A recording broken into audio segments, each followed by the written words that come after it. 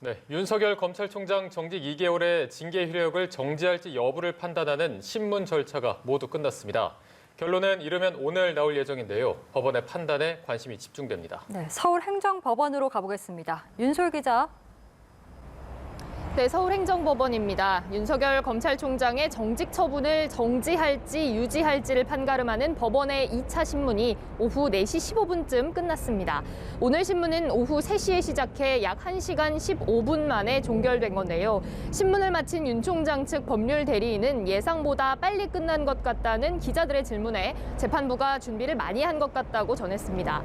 법무부 측 대리인 역시 재판부가 이미 마음의 결정을 한 게 아닌가 생각이 됐다며 신속하게 진행된 신문 분위기를 전했습니다.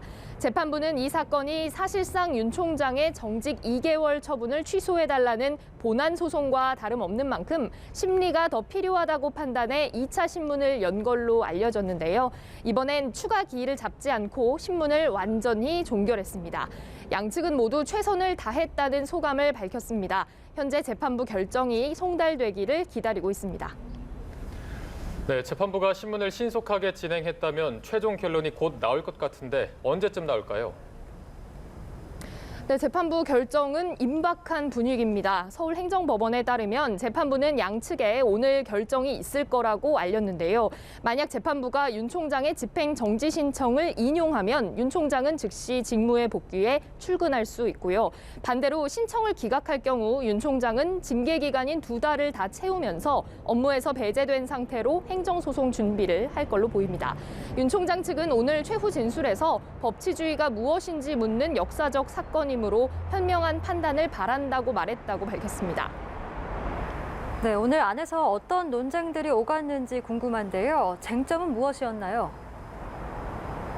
네, 마지막까지 양측은 치열한 공방을 벌인 걸로 보입니다. 법원은 1차 신문 이후 양측에 질의서를 주면서 징계 절차와 사유 등 7가지 질문을 했고 양측은 모두 재판부에 3개 정도의 답변 서면을 낸 걸로 전해졌습니다.